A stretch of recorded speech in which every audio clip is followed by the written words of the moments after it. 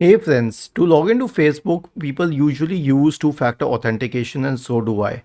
Now this sends a code to the code generator on your phone, but it has been speculated that the code generator will be phased out, though it hasn't happened till date.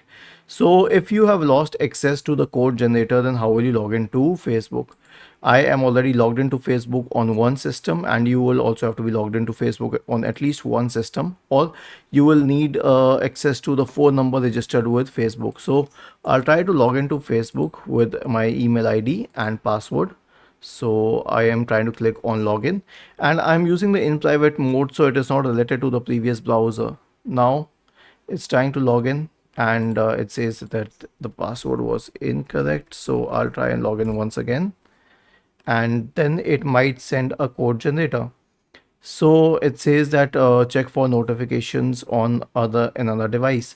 Now that is the notification on the code generator. So if I don't get this notification, then what am I going to do? First of all, I will get a notification on my device where I am logged in already. So I'll click on this, and then I will simply click on yes, it's me. Okay, and when I click on yes, it's me, the other device on which I'm trying to log in will get access. But if I don't have access to that, then I have other options as well. So we do have an option for the Authenticator app, or WhatsApp, or we can text message to the number. So I can select WhatsApp, and then I can click on continue, and it will WhatsApp me the code if it is correct, and then I will enter the code, and let's see if it works. I'll click on continue.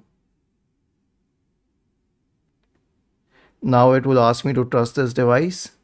I will say always confirm it's me, and I am logged into Facebook. Isn't this interesting? If yes, then please subscribe to the channel, and if not, then let us know in the comment section of this video on how we could help you further. Thank you for watching this video and have a nice day.